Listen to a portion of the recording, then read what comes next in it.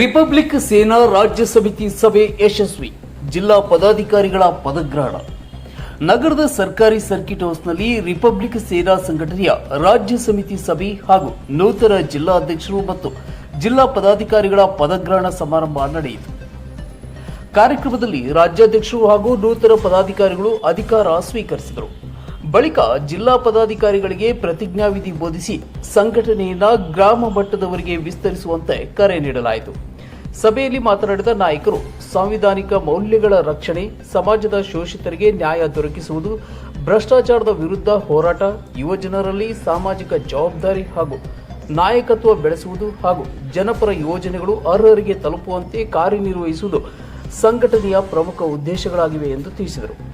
ನೂತನ ಜಿಲ್ಲಾಧ್ಯಕ್ಷರು ಮಾತನಾಡಿ, ಜಿಲ್ಲೆಯ ಸಾರ್ವಜನಿಕರ ಸಮಸ್ಯೆಗಳಿಗೆ ತ್ವರಿತವಾಗಿ ಸ್ಪಂದಿಸಿ ಶಾಂತಿ, ಸೌಹಾರ್ದತೆ ಮತ್ತು ನ್ಯಾಯವನ್ನು ಕಾಪಾಡುವ ನಿಟ್ಟಿನಲ್ಲಿ ತಮ್ಮ ತಂಡದೊಂದಿಗೆ ನಿರಂತರವಾಗಿ ಕೆಲಸ ಮಾಡುವುದಾಗಿ ಭರವಸೆ ನೀಡಿದರು.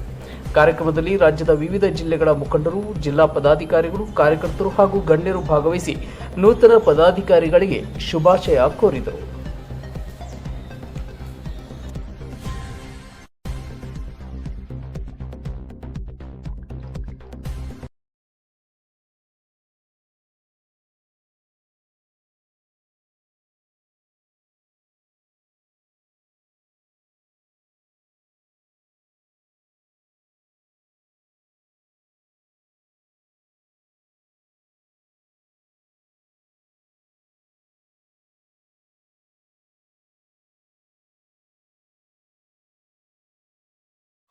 ಈಗ ಆಲ್ರೆಡಿ ನಾವು ಬೆಳಗಾವಿ ಡಿಸ್ಟ್ರಿಕ್ಟ್ ನಲ್ಲಿ ರಾಯಬಾಗ್ ತಾಲೂಕದಲ್ಲಿ ಏನ್ ನಮ್ ಬಡ ಜನರಿಗೆ ಸಿಗಬೇಕಾದ ಸವಲತ್ತುಗಳನ್ನ ನಾವು ಒದಗಿಸಿಕೊಟ್ಟಿದ್ದೇವೆ. ಅದ ಪ್ರೂವ್ ಐತ್ರಿ, ಎವಿಡೆನ್ಸ್ನು ಅದಾವ.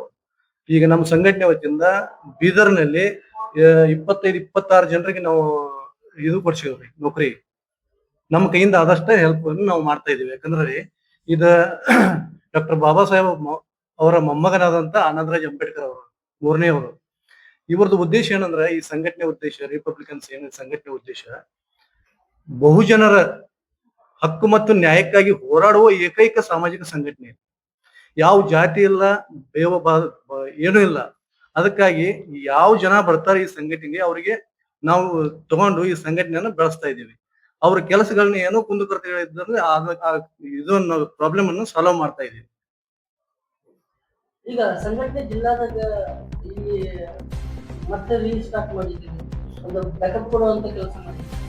ಮುಂದೆ ಕಾರ್ಯಾಚರಣೆ ಅಥವಾ ಕೆಲಸಗಳು ಹೆಂಗಿರ್ತವೆ? ಈ ಆಲ್ರೆಡಿ ಇಲ್ಲಿ ಜಿಲ್ಲಾಧ್ಯಕ್ಷರಾಗಿ ನಮ್ಮ ಶಂಕರ್ ದೇಶಮುಖರ್ ಅವರು ಇದ್ರು.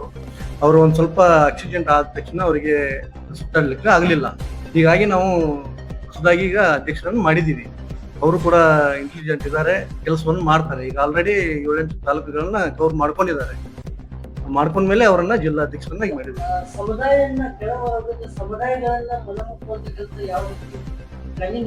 ನಾವು ಸಂಘಟನೆ ವತಿಯಿಂದ ಸಮಾಜದಲ್ಲಿ ಏನ್ ಕೆಲಸಗಳು ಆಗ್ಬೇಕು ಅಲ್ಲಿ ಕೆಲಸ ಆಗ್ಲಿಲ್ಲ ಅಂದ್ರೆ ನಾವು ಸಂಘಟನೆ ವತಿಯಿಂದ ಅಲ್ಲಿ ನಿಂತ್ಕೊಂಡು ಆ ಕೆಲಸವನ್ನು ಮಾಡಿಸ್ತೀವಿ. ಶ್ರವಣ್ ಕೋರ್ನಿ ಅಂತ ಹೇಳಿ ರಿಪಬ್ಲಿಕನ್ ಸೇನಾ ರಾಜ್ಯಾಧ್ಯಕ್ಷರು.